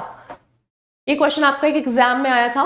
तो अगर आप फोटोकेमिकल प्रोडक्ट्स का यील्ड का रेशियो निकालो और total number of quanta absorbed का रेशियो निकालो तो हम यहाँ पे क्या कह सकते हैं? इस रेशियो को हम लोग क्या बोलते हैं? बताओ, इस रेशियो को हम लोग क्या बोलते हैं? बताओ। यस, इस रेशियो को क्या बोलेंगे हम लोग? क्वांटम यील्ड बोलते हैं। क्या बोलते हैं? Quantum yield. रॉबर्ट इमर्सन ने हमें बताया था कि क्वांटम यील्ड क्या होता है, मतलब फोटोसिंथेसिस का रेट कितना चल रहा है। क्वांटम यील्ड वैसे कितना होता है? 12% के आसपास होता है। ठीक है, कहने का मतलब है कि अगर हमने आपके प्लांट को 1 फोटोन एनर्जी दी तो हमें कितने मॉलिक्यूल्स ऑक्सीजन के मिल सकते हैं? तो इसे कहते हैं हम लोग क्वांटम यील्ड। या फिर कितने मॉलिक्यूल्स कार्बोहाइड्रेट या कितने मॉलिक्यूल्स ऑक्सीजन में मिल सकते हैं, इसे आप कह सकते हो क्वांटम यील्ड। ऐसी होता है क्वांटम रिक्वायरमेंट, वो कितना आता है? 8 फोटॉन्स या 8 क्वांटा। कहने का मतलब है हम कितने फोटॉन्स दे प्लांट को कि हमें 1 मॉलिक्यूल ऑक्सीजन मिल जाए, तो उसमें हमें इस डेफिनेशन को कहते हैं क्वांटम रिक्वायरमेंट। ओके, चलो अगला क्वेश्चन है आपके सामने, बताइए इसका राइट आंसर क्या होगा? न्यूट्रिएंट्स का डिफरेंट रोल होते हैं, तो कौन सा माइक्रो न्यूट्रिएंट फोटोसिंथेसिस को बढ़ावा देता है? कौन सा माइक्रो न्यूट्रिएंट फोटोसिंथेसिस को बढ़ावा देता है? यस, देखो वैसे तो हम अगर बात करें न्यूट्रिएंट्स की जो जो फोटोसिंथेसिस में कंट्रीब्यूट करते हैं तो मैं भी बताती हूँ, लेकिन यहाँ माइक्रो न्यूट्रिएंट की बात हो रही है तो मैंगनीज आंसर होगा। फोटोसिंथेसिस के दौरान एक प्रोसेस चलता है जिसको हम कहते हैं फोटोलिसिस ऑफ वाटर। इस प्रोसेस में क्या होता है कि जो पानी है वो सनलाइट की प्रेजेंस में टूटता है और हमें क्या देता है? एक तरह से हमें देता है ऑक्सीजन गैस। ठीक है, ऑक्सीजन गैस के साथ साथ और क्या निकलता है? ऑक्सीजन गैस के साथ साथ हमें प्रोटॉन्स और इलेक्ट्रॉन्स मिलते हैं। तो फोटोलिसिस का प्रोडक्ट क्या होता है? ऑक्सीजन। ठीक है। यहाँ पे ये आपका जो है, इसमें हमें दो एलिमेंट्स चाहिए ही चाहिए, वो है मैंगनीज और क्लोरीन। तो फोटोलिसिस ऑफ वाटर के लिए मैंगनीज और chlorine are responsible, very very important. इसके अलावा आपको पता होना चाहिए क्लोरोफिल जो है वो ग्रीन पिगमेंट है जो फोटोसिंथेसिस में हेल्प करता है। तो क्लोरोफिल के अंदर जो सेंटर एलिमेंट पाया जाता है वो है मैग्नीशियम। ये भी आपको पता होना चाहिए, इंपॉर्टेंट पॉइंट है। ठीक है, चलिए अगला क्वेश्चन आगे देखते हैं। नेक्स्ट क्वेश्चन आपके सामने है, बताइए इसका राइट आंसर क्या होगा। ऐसा फिनोमेना जिसमें एपिकल बड जो है वो लैटरल बड को डोमिनेट करती है और लैटरल बड को उगने नहीं देती है, उसे क्या बोलेंगे। फोटोट्रोपिज्म, एपिकल डोमिनेंस, फर्टिलाइजेशन की पार्थेनोकार्पी, क्या होगा राइट आंसर। यस, तो right answer is apical dominance. तो आपका ऑक्सिन हार्मोन होता है जो एपिकल डोमिनेंस को बढ़ावा देता है। एपिकल डोमिनेंस क्या होता है कि बेसिकली हमारे कुछ बर्ड्स होते हैं जो बिल्कुल टॉप पे उगते हैं, उन्हें हम लोग कहते हैं एपिकल बर्ड्स, और जो बर्ड्स हमारे किनारे होते हैं उन्हें हम लोग कहते हैं लैटरल बर्ड्स। ठीक है, तो जाहिर सी बात है प्लांट में एक ही ग्रोथ हो सकती है एट अ टाइम, या तो एपिकल या तो लैटरल। जब एपिकल ग्रोथ बढ़ती है तो लैटरल रुक जाती है, जब लैटरल ग्रोथ होती है तो एपिकल बढ़ जाती है। ठीक है, तो कहने का मतलब है ऑक्सिन जो है वो चाहता है कि पौधा हमारी ऊंचाइयां छुए। ठीक है, तो वो चाहेगा कि एपिकल बड्स का प्रमोशन हो, एपिकल बड ज्यादा बने, लैटरल बड्स की ग्रोथ कम हो। तो इसलिए हम कह सकते हैं कि एपिकल डोमिनेंस से रिलेटेड हमारा हार्मोन जो है वो ऑक्सिन है, जिसकी वजह से एपिकल बड्स का फॉर्मेशन प्रमोट होता है और लैटरल बड्स का प्रिवेंट होता है। ठीक है, चलो अब यहाँ पे कौन सा हार्मोन है जो वर्नलाइजेशन को बढ़ावा देता है, वो है जिब्रेलिन्स। कौन सा हार्मोन है जो फोटोट्रोपिज्म को बढ़ावा देता है, वो है ऑक्सिन। व्हाट इज फोटोट्रोपिज्म, जब पौधा लाइट के डायरेक्शन में झुक जाएगा, तो इसमें भी ऑक्सिन का ही हाथ होता है। फिर पार्थेनोकार्पी वो प्रोसेस है जिसमें फ्रूट बनता है बिना फर्टिलाइजेशन के, और इसमें भी ऑक्सिन और जिब्रेलिन दोनों हमारा साथ दे सकते हैं। ठीक है, पार्थेनोकार्पिक फ्रूट्स जो होते हैं वो सीडलेस होते हैं। अगला क्वेश्चन आपके सामने है, बताइए इसका राइट आंसर क्या होगा। क्या हम एब्सिसिक एसिड को स्ट्रेस हार्मोन बोलते हैं? क्या एब्सिसिक एसिड सीड जर्मिनेशन को बढ़ावा देता है ड्राउट कंडीशंस में? बताओ राइट आंसर क्या होगा। देखो, एब्सिसिक एसिड को स्ट्रेस हार्मोन तो बोला जाता है, क्यों? क्योंकि ये अनफेवरेबल कंडीशंस के टाइम पे पौधे को डोर्मेंसी में ले जाता है, तो पौधा सो जाता है उस टाइम पे, और जैसे ही फेवरेबल कंडीशंस आ जाएंगी वैसे ही वो उग जाएगा। तो यहाँ पे स्ट्रेस हार्मोन तो बोलते हो, पर सेकंड स्टेटमेंट जो बोली है वो गलत है। ठीक है, क्यों? क्योंकि पौधे में जर्मिनेशन को बढ़ाता नहीं है, ये जर्मिनेशन को रोककर उसको डोर्मेंसी में ले जाता है। तो ऐसा हार्मोन जो डोर्मेंसी तोड़ रहा है वो जिब्रेलिन्स, और ऐसा हार्मोन जो डोर्मेंसी लेकर आ रहा है वो एब्सिसिक एसिड। तो ये डोर्मेंसी, ये जर्मिनेशन को प्रिवेंट करता है, प्रमोट नहीं करता। इसलिए statement 1 is true and R is false. Next question, cohesion tension theory जो एसेंट ऑफ सैप की है वो किसने प्रपोज करी? कोहेजन टेंशन थ्योरी जो एसेंट ऑफ सैप की है वो किसने प्रपोज करी? वो करी थी डिक्सन और जॉली ने। एसेंट ऑफ सैप का मतलब क्या होता है? एसेंट मतलब ऊपर जाना, सैप मतलब मिनरल्स ऑफ वाटर का। तो व्हाट हैपेंस, जो भी रूट्स मिनरल्स पानी अब्सॉर्ब करते हैं वो ऊपर के डायरेक्शन में लीव्स तक पहुंचता है।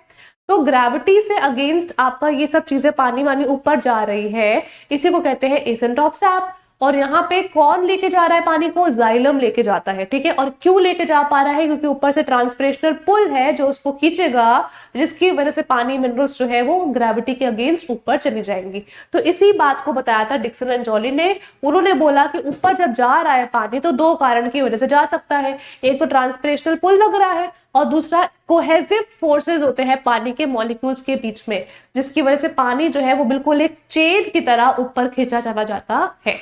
ठीक है, चलो नेक्स्ट क्वेश्चन, इसका आंसर बताइए। ये भी हमने शुरुआत में डिस्कस किया था कि इस केस में बताइए कि ऑक्सिन का प्रिकर्सर क्या होगा। वेरी इंपॉर्टेंट, ऑक्सिन का प्रिकर्सर होगा यहाँ पे ट्रिप्टोफैन। सारे हार्मोन्स का प्रिकर्सर आपको पता होना चाहिए। ठीक है, ऑक्सिन का बता दिया मैंने। फिर इथाइलिन का प्रिकर्सर क्या होता है? मीथियोनाइन। ठीक है, ऐसे ही जिब्रेलिन्स का भी बता चुकी हूँ, एंटकोरिन कह सकते हो या फिर आप कह सकते हो एसीटेट। फिर साइटोकाइनिन का प्रिकर्सर क्या होता है? साइटोकाइनिन का प्रिकर्सर आप कह सकते हो वो होता है हमारा अडेनाइन, या फिर आप कह सकते हो अमीनोप्यूरिन। ठीक है, उसके बाद आपसे पूछा जाए कि एब्सिसिक एसिड का प्रिकर्सर क्या होगा, तो एब्सिसिक एसिड का जो प्रिकर्सर होता है वो वाइलोज़ैक्टिन होता है। तो सारे हार्मोन्स के प्रिकर्सर्स आपको पता होने चाहिए। ठीक है, नेक्स्ट क्वेश्चन, यहाँ पे मैचिंग टाइप ऑफ क्वेश्चन है, आपको बताना है कौन से न्यूट्रिएंट की कमी से कौन सा डिसऑर्डर होता है। आपके एग्जाम में मैचिंग टाइप ऑफ क्वेश्चंस भी आएंगे। तो इसको भी अच्छे से देख लीजिएगा। Okay, yes.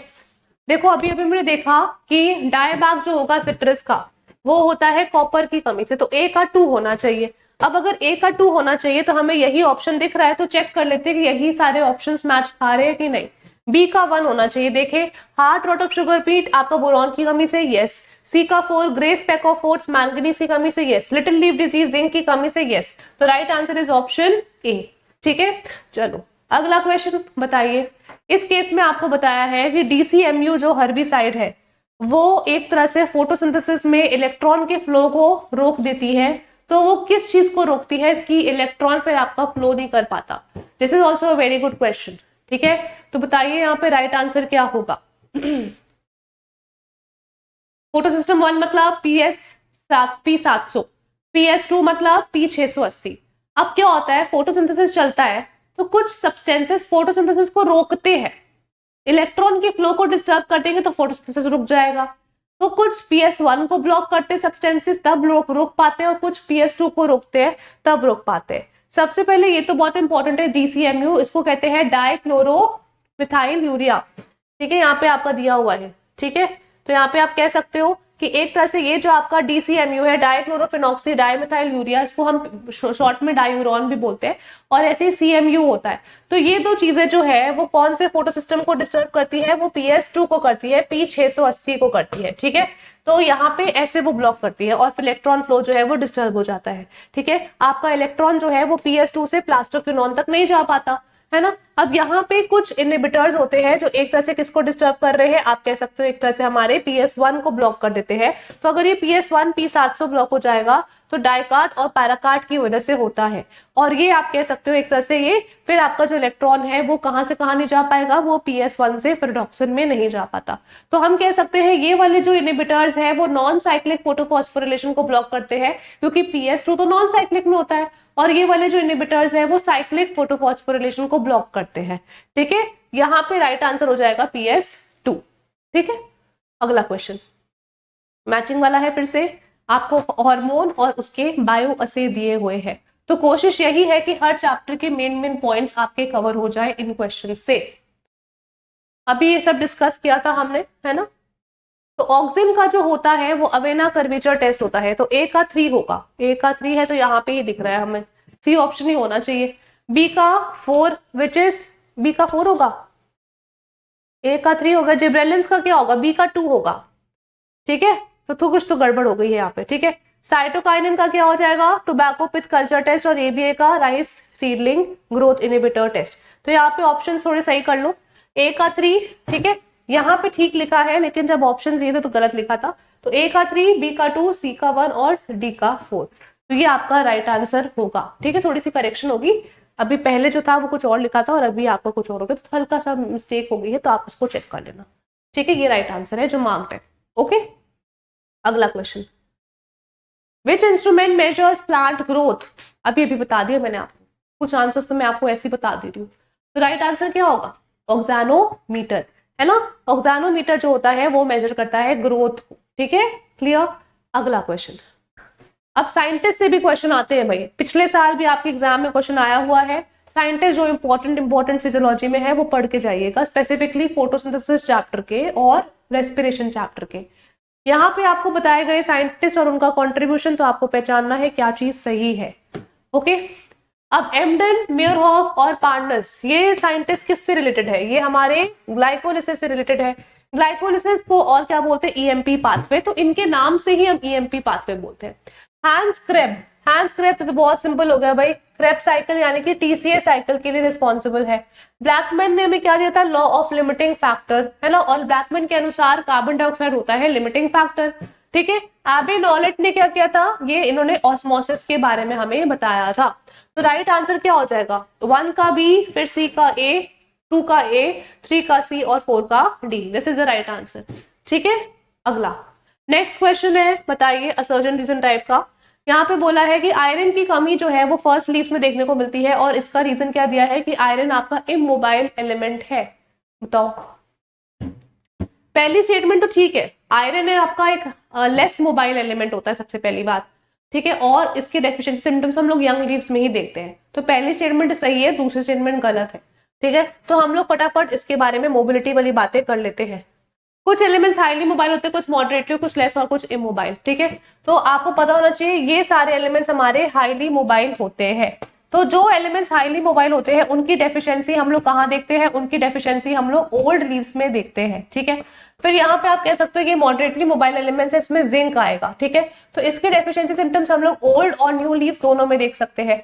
उसके बाद बात करते हैं लेस मोबाइल एलिमेंट्स की, जिसमें ये सारे एलिमेंट्स आते हैं। तो आप कह सकते हो कि हमें आयरन की बात हुई, तो आयरन आपका लेस मोबाइल है, तो इसके डेफिशिएंसी सिम्टम्स जो है वो यंग लीव्स में देखने को मिलते हैं। फिर कैल्शियम बोरॉन आपका इमोबाइल एलिमेंट है, तो इसके डेफिशिएंसी सिम्टम्स आपको कहां पे देखने को मिलेंगे, टिप्स और टर्मिनल बड्स में देखने को मिलते हैं। ठीक है, तो राइट आंसर ये होगा। तो इसको बहुत अच्छे से पढ़ना, एग्जाम में ये सारे टॉपिक्स बहुत आते हैं। ठीक है, चलो moving forward to the next question, बताइए इसका राइट आंसर क्या होगा। टू मेजर ग्रोथ पैरामीटर्स जो होते हैं, जो क्रॉप ग्रोथ एनालिसिस के लिए रिक्वायर्ड है, वो कौन कौन से होंगे। यस, राइट आंसर क्या होगा, यहाँ पे राइट आंसर होगा आपका लीफ एरिया और बायोमास। बेसिकली ग्रोथ पैरामीटर्स मतलब एक तरह से क्रॉप ग्रोथ को हमें एनालाइज करना है कि क्रॉप पे ग्रोथ कितनी हुई है।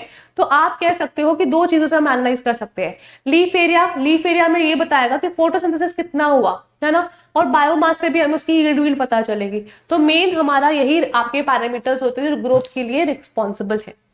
नेक्स्ट क्वेश्चन, इनमें से कौन सी स्टेटमेंट आपकी गलत है एनारोबिक रेस्पिरेशन के हिसाब से।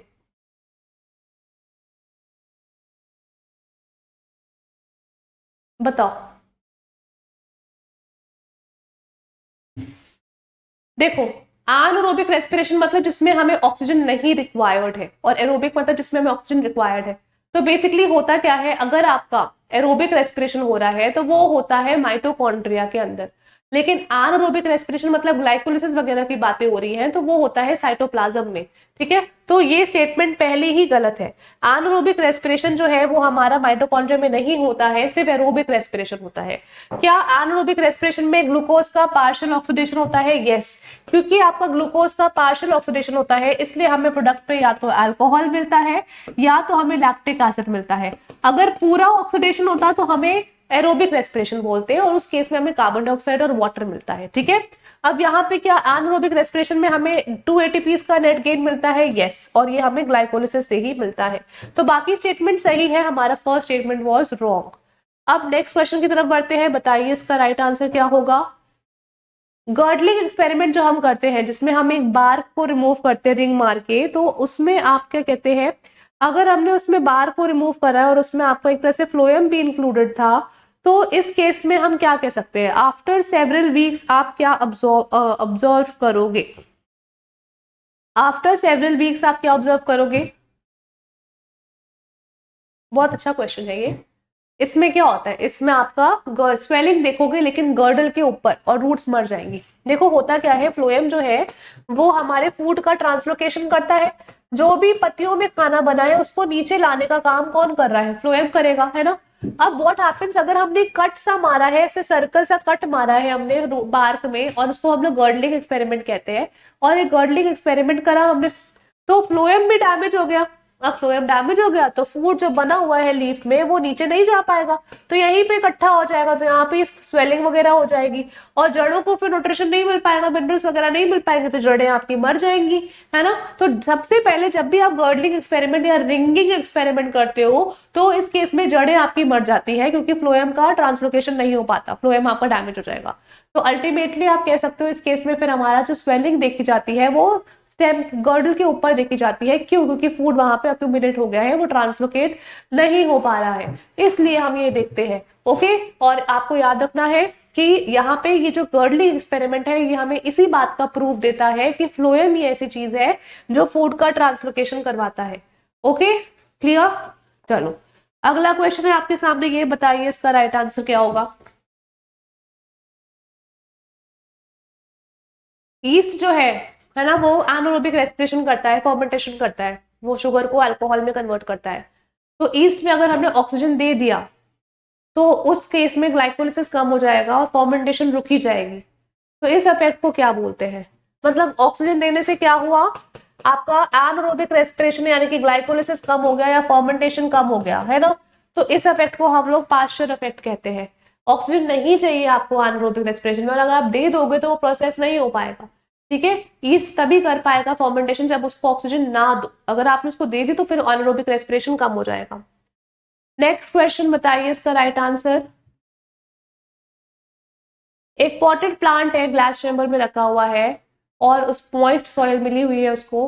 अब उसको आपने देखा कि लीफ मार्जिन्स में हर सुबह उसके ऊपर क्या होता है, वाटर ड्रॉपलेट्स देखने को मिलती है। तो वो क्यों देखने को मिलती है? बिकॉज ऑफ गटेशन, है ना। बूंदों के रूप में, ड्रॉप्स के फॉर्म में, लिक्विड के रूप में अगर पानी आपको टिप्स और मार्जिन्स पे दिख रहा है तो वो गटेशन की वजह से होता है, ठीक है। ब्लीडिंग क्या होता है? जब पानी या सेल से आप निकल रहा होता है मिनरल्स के साथ, पर वो इंजर्ड पार्ट से निकले तो आप उसको ब्लीडिंग या एक्सक्लूडेशन कह सकते हो, और ये भी रूट प्रेशर की वजह से होता है, ठीक है। चलो इसका आंसर बताइए, इनमें से कौन सी चीज आपको चाहिए लाइट रिएक्शन ऑफ फोटोसिंथेसिस के लिए? लाइट रिएक्शन ऑफ फोटोसिंथेसिस के लिए आपको इनमें से कौन सी चीज चाहिए, बताइए। यस देखो, फोटोसिंथेसिस में जो लाइट रिएक्शन होती है और एक डार्क रिएक्शन होती है। लाइट रिएक्शन में क्या होता है, पौधे को सनलाइट तो चाहिए ही चाहिए, है ना, तो लाइट तो चाहिए ही चाहिए। और लाइट फिर ट्रैप कौन करेगा? क्लोरोफिल ट्रैप करता है, ग्रीन पिगमेंट, ठीक है। उसके बाद कार्बन डाइऑक्साइड आपको चाहिए, फोटोसिंथेसिस में कार्बन डाइऑक्साइड चाहिए, लेकिन ये कार्बन डाइऑक्साइड का काम हमें किस में चाहिए? डार्क रिएक्शन में चाहिए, है ना। तो ये कार्बन डाइऑक्साइड चाहिए पर लाइट रिएक्शन में नहीं चाहिए, डार्क रिएक्शन में चाहिए। क्वेश्चन पूछ रहा है कि लाइट रिएक्शन में क्या क्या चाहिए, ठीक है। अब आपको क्या वाटर चाहिए? यहाँ पे हमें वाटर चाहिए, हो सकता है क्योंकि आपको पता है लाइट की प्रेजेंस में वाटर टूटेगा और ऑक्सीजन रिलीज करेगा, तो फोटोलिसिस भी जो हो रहा है वो लाइट रिएक्शन के अंदर ही होता है, तो हमें वाटर तो चाहिए ही चाहिए। क्या हमें ऑक्सीजन चाहिए? नहीं, फोटोसिंथेसिस में ऑक्सीजन तो चाहिए ही नहीं, उसमें तो ऑक्सीजन निकलती है।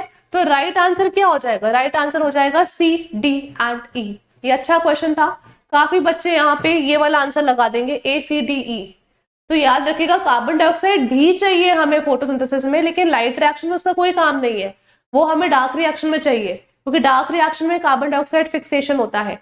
लाइट रिएक्शन में आपको क्या क्या होता है? लाइट रिएक्शन में फोटोलिसिस होगा जिसमें आपका पानी चाहिए और ऑक्सीजन निकलेगा। लाइट रिएक्शन में आपको फोटोफॉस्फोरिलेशन होगा जिसमें सनलाइट का यूज करके एटीपी बनेगा, ठीक है। So remember this, okay. अगला क्वेश्चन नेक्स्ट है, रेनी सीजन में जब दरवाजे जो है वो फूल जाते हैं, है ना, और कर कर सी आवाज भी आती है, तो ये क्यों होता है? वाई? बारिशों के मौसम में अक्सर लकड़ी के दरवाजे जो होते हैं वो फूल जाते हैं, तो ये क्यों होता है? Because of imbibition. इम्बाइबिशन मतलब फर्स्ट एंट्री ऑफ वाटर, तो लकड़ी में पानी अब्जॉर्ब हो जाता है तो लकड़ी फूल जाती है, इसलिए वो ऐसी आवाज करता है, लकड़ी के दरवाजे फिर सही से काम नहीं करते, ओके। अगला, क्रेब्स साइकिल कहाँ पे चलती है? क्रेब्स साइकिल रेस्पिरेशन के पार्ट है ना, माइटोकॉन्ड्रिया में चलेंगी, लेकिन माइटोकॉन्ड्रिया के भी कौन से पार्ट में? मैट्रिक्स में। साइटोसॉल में क्या चलेगा? साइटोप्लाज्म में हम कह सकते हैं ग्लाइकोलिसिस का प्रोसेस चलता है। क्लोरोप्लास्ट में हमारा फोटोसिंथेसिस चलता है, ये आपको पता होना चाहिए, ठीक है। फिर क्रेब्स साइकिल हमारा यहाँ पे चलता है मैट्रिक्स में, लिंक रिएक्शन भी मैट्रिक्स में चलती है। अब माइटोकॉन्ड्रिया के इनर मेम्ब्रेन में क्या चलता है? ETS, electron transport system. अगला क्वेश्चन, ऑस्मोसिस की सबसे सही डेफिनेशन क्या हो सकती है? ऑस्मोसिस की सबसे सही डेफिनेशन क्या हो सकती है? इसी में कंफ्यूजन होती है बच्चों को। देखो याद रखिएगा, ऑस्मोसिस में सिर्फ और सिर्फ लिक्विड का मूवमेंट होता है, मतलब सॉल्वेंट का मूवमेंट होता है, ठीक है। तो ऑस्मोसिस में सॉल्वेंट का मूवमेंट होता है, तो ये स्टेटमेंट तो गलत हो गई। एक पल को ये सही हो सकता है या फिर ये सही हो सकता है, ये भी गलत हो गई, ये भी गलत हो गई, ठीक है। अब सॉल्वेंट का मूवमेंट हो रहा है तो फिर कहां से कहां होगा? हाई टू लो की लो टू हाई? तो सॉल्वेंट का जो मूवमेंट होता है वो लो कॉन्सेंट्रेशन से हाई कॉन्सेंट्रेशन की तरफ होता है through a semi permeable membrane, ठीक है। ये आपको पता होना चाहिए, इसकी डेफिनेशन बहुत इंपॉर्टेंट है। ये आप देख सकते हो यहाँ पे, सपोज एक जगह यहाँ पे आप देख रहे हो कॉन्सेंट्रेशन लो है और यहाँ पे कॉन्सेंट्रेशन हाई है, ठीक है। यहाँ पे मॉलिक्यूल ज्यादा है, यहाँ पे कम है। तो सबसे पहली बात तो आपको ऑस्मोसिस में ये पता होना चाहिए कि यहाँ पे लिक्विड का मूवमेंट होता है, सॉलिड गैस नहीं मूव करती। तो पानी यानी कि सॉल्वेंट, मतलब जो आप जिसमें आप घोल रहे हो, सॉल्वेंट हो गया पानी और सॉल्यूट हो गया जो भी उसके अंदर पार्टिकल्स है। तो जब पानी का मूवमेंट हो रहा है लो कॉन्सेंट्रेशन से हाई कॉन्सेंट्रेशन की तरफ, तब तक जब तक इक्विलिब्रियम ना आ जाए तो उसे कहते हैं ऑस्मोसिस। तो यहाँ पे ऐसे वाटर का मूवमेंट आपका होता है, ठीक है, ये होता है ऑस्मोसिस। ओके, नेक्स्ट क्वेश्चन बताइए यहाँ पे राइट आंसर क्या होगा। ज्यादा फर्टिलाइजर देने से पौधे मर जाते हैं, क्यों? बताओ, ज्यादा फर्टिलाइजर देने से पौधे मर क्यों जाते हैं? तो ज्यादा फर्टिलाइजर देने से पौधे इसलिए मर जाते हैं बिकॉज प्लाज्मोलिसिस होता है। क्या होता है? प्लाज्मोलिसिस होता है। व्हाट हैपेंस, बेसिकली आप देखोगे कि जैसे सपोज एक प्लांट है, उसमें हमने खूब सारा फर्टिलाइजर डाला, तो व्हाट विल हैपन, प्लांट को मिल रहा है हाई कॉन्सेंट्रेशन, मतलब उसको हाइपरटोनिक माहौल मिल रहा है। ठीक है, तो व्हाट विल हैपन, बाहर कॉन्सेंट्रेशन हाई है और कंपैरेटिवली पौधे के अंदर कॉन्सेंट्रेशन लो है, तो क्या होगा? ऑस्मोसिस होगा। पौधे के अंदर जो भी फ्लूइड होगा या पानी होगा वो लो से हाई कॉन्सेंट्रेशन की तरफ चला जाएगा, मतलब पौधा जो है वो मर जाएगा, वो सूख के मुरझा जाएगा और एक तरह से क्या हो जाएगा, एक्सोस्मोसिस होगा, उसका प्रोटोप्लाज्म श्रिंक हो जाएगा और वो सिकुड़ के मर जाएगा। इसलिए हम ज्यादा फर्टिलाइजर अगर देते हैं प्लांट को तो वो पौधा मर सकता है क्योंकि उसमें प्लाज्मोलिसिस हो जाता है। ओके, चलो अगला क्वेश्चन। यहाँ पे एक तरह से आप इसको समझ सकते हो, ये नॉर्मल सेल है, अगर आप इसको डालते हो हाइपरटोनिक सोल्यूशन में तो धीरे धीरे इसका प्रोटोप्लाज्म जो है वो ऐसे सिकुड़ने लगता है और सेल वॉल से अलग होने लगता है। फिर देखो और सिकुड़ गया और एक टाइम आएगा बिल्कुल ही सिकुड़ के ऐसे यहाँ पे आ गया है। तो प्लाज्मोलिसिस तभी देखते हो जब हम सेल को हाइपरटोनिक सोल्यूशन में डालते हैं।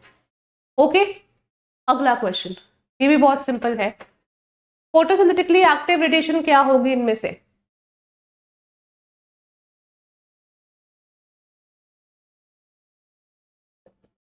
यस, जो फोटोसिंथेटिकली एक्टिव रेडिएशन होती है वो 400 से 700 नैनोमीटर होती है, या फिर आप इसको PAR रेंज भी कह सकते हो। ठीक है, और हम कह सकते हैं कि इसको 40 से 70 एंगस्ट्रॉम भी कह सकते हैं। इसको विजिबल स्पेक्ट्रम ऑफ लाइट भी बोलते हो, इसमें हमारा फोटोसिंथेसिस अच्छे से होता है। ठीक है, नेक्स्ट क्वेश्चन, यहाँ पे आप देख सकते हो कि ये जो आपकी रेड वेवलेंथ वाली लाइट होती है वो 700 के आसपास होती है और जो वायलेट ब्लू होती है वो 400 के आसपास, तो इसी रेंज में आपका फोटोसिंथेसिस देखने को मिलता है। ओके, चलो नेक्स्ट क्वेश्चन बताइए, यहाँ पे आपका इसका आंसर क्या होगा। लो टेम्परेचर होता है अगर, तो उससे वेजिटेटिव पीरियड कम हो जाता है और फ्लावरिंग ज्यादा हो जाती है। यूजुअली लो टेम्परेचर के टाइम पे क्या होता है, वेजिटेटिव पीरियड कम होता है और फ्लावरिंग ज्यादा हो जाती है। इस प्रोसेस को क्या बोलते हैं? तो इस प्रोसेस को हम लोग बोल देंगे वर्नलाइजेशन। हमेशा जब भी कोल्ड ट्रीटमेंट देते हो या चिलिंग ट्रीटमेंट देते हो प्लांट को, या फिर आप लो टेम्परेचर में रखते हो प्लांट को और उससे अगर आपका क्या होता है कि फ्लावरिंग बढ़ जाती है, तो आप इसे क्या बोलते हो, इसे आप लोग वर्नलाइजेशन कहते हैं। ठीक है, और हम कह सकते हैं इसमें वेजिटेटिव ग्रोथ कम हो जाएगी और फ्लावरिंग बढ़ जाएगी। ठीक है, और अगर आप लो टेम्परेचर देते हो ताकि डोरमेंसी टूट जाए तो उसको स्ट्रैटिफिकेशन कहते हैं, जो हम सीड साइंस में पढ़ते हैं। ठीक है, अगला क्वेश्चन। ओके, क्वेश्चन ही खत्म हो गए भाई, है ना, टाइम का पता ही नहीं चला। तो नाउ ये था आपका एक मैराथन जिसमें प्लांट फिजियोलॉजी के इंपॉर्टेंट चैप्टर्स को कवर करा गया है।